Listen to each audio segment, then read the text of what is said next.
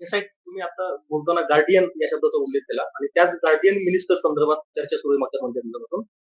अमोल मिटकर यांनी तर ट्विट केलं होतं की अजित पवारांसारखा एक नेता जो बीड जिल्ह्याचा पालकमंत्री असला पाहिजे. तुम्हाला व्यक्तिशः काय वाटतं?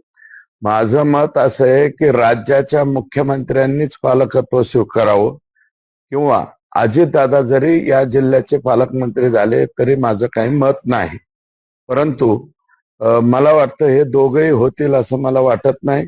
कारण राज्याच्या मुख्यमंत्र्यांनी स्पेशली फक्त तिथे नक्षलाईट एरिया आहे म्हणून तिथलं पालकत्व, पण राज्याच्या मुख्यमंत्र्यांना मला वाटतं कुठेही डायरेक्ट पालकमंत्री होता येत नाही.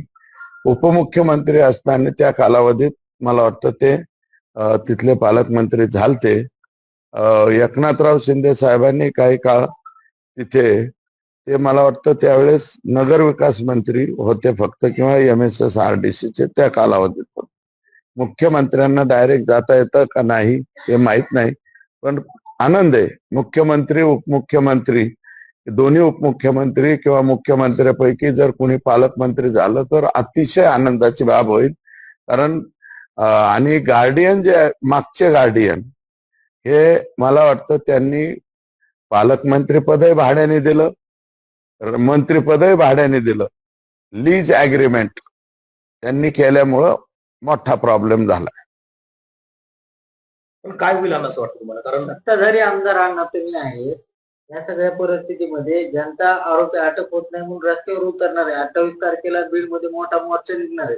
काय लोकांना तुमचं आव्हान असणार आहे? लोकांना मोठा मोर्चा म्हणजे सर्व पक्षीय मोर्चा म्हणलेला आहे त्यांनी.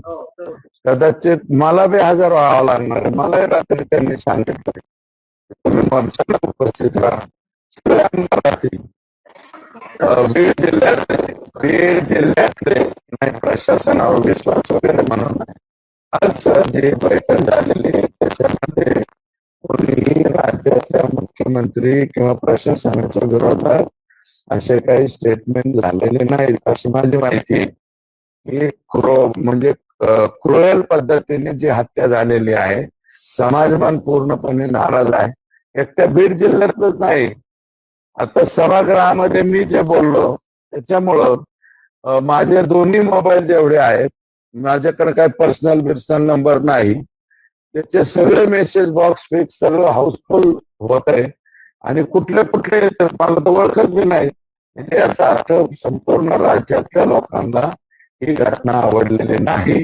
आणि कालची जी बैठक म्हणताय तुम्ही तर ते सर्व पक्षीय बैठक होती. त्याच्यात भाजपचे बी लोक होते, राष्ट्रवादीचे होते, पवार साहेबांच्या गटाचे होते, उभाटा गटाचे लोक होते, शिंदे साहेबांच्या गटाचे लोक होते.